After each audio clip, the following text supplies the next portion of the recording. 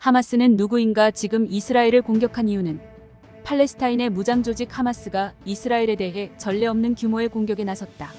전투원들은 가자 지구에 가까운 이스라엘 커뮤니티에 침입, 주민 수백 명을 살해하고 수십 명을 인질로 잡았다.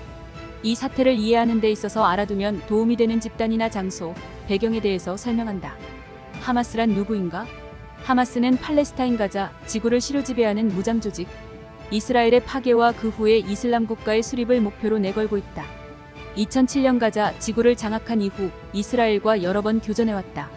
전쟁과 전쟁 사이에도 이스라엘을 향해 로켓탄을 수천 발 발사하는 것 외에 다른 무장 세력에도 발사시켜왔다. 다른 공격 방법으로도 이스라엘 사람들을 살해해왔다. 한편 이스라엘도 반복 하마스를 공포. 2007년부터는 치안 대책을 이유로 가자 지구를 이집트와 공동으로 봉쇄하고 있다. 하마스와 그 군사부문은 이스라엘, 미국, 유럽연합 EU, 영국 및 기타 강국이 테러리스트 집단으로 지정하고 있다. 그러한 가운데 이란은 하마스를 지원해 자금이나 무기, 훈련을 제공하고 있다. 가자 지구는 어떤 장소? 가자 지구는 이스라엘, 이집트, 지중해에 끼인 전체 길이 41, 폭 10의 영토다.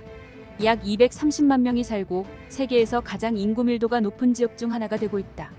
가자 지구의 상공과 해안선은 이스라엘이 장악하고 있으며 사람과 물건의 왕래도 이스라엘이 검문소에서 제한하고 있다.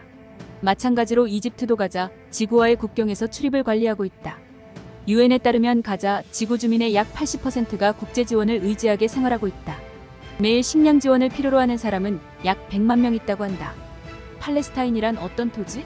현재 요르단 강 서쪽 해안과 가자, 지구, 동예루살렘, 이스라엘은 모두 고대 로마 시대부터 팔레스타인으로 불리는 땅의 일부였다.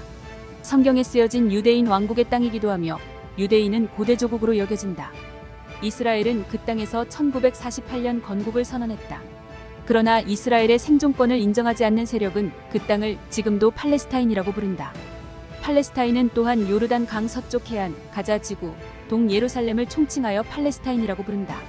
하마스는 왜 이 시기에 공격? 하마스의 7일 이른 아침 공격은 경고 없이 시작되었다. 다만 이스라엘과 팔레스타인의 긴장은 일찍이 높아졌다. 이스라엘 점령하에 요르단 강 서안 지역에서 살해된 팔레스타인의 수는 올해 과거 최다를 기록하고 있다.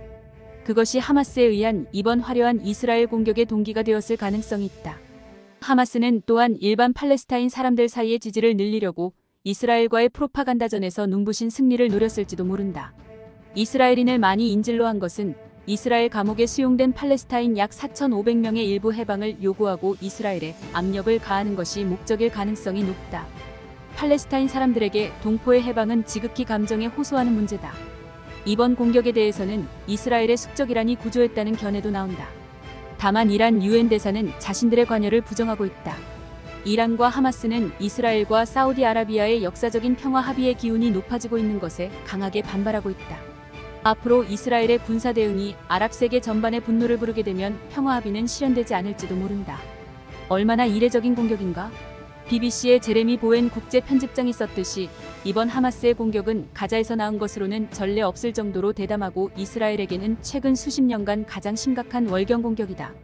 무장 전투원들은 가자와 이스라엘을 분리하는 와이어 펜스를 여러 곳에서 깨고 침입했다. 이 전례가 없는 공격은 1973년에 이집트와 시리아가 이스라엘에 기습 공격을 가한 날, 즉 제4차 중동 전쟁이 시작된 날의 50주년에 해당하는 그 다음 날에 시작되었다. 하마스 간부는 이날의 중요성을 인식했을 것이다. 이스라엘 정보기관의 중대한 실태인가?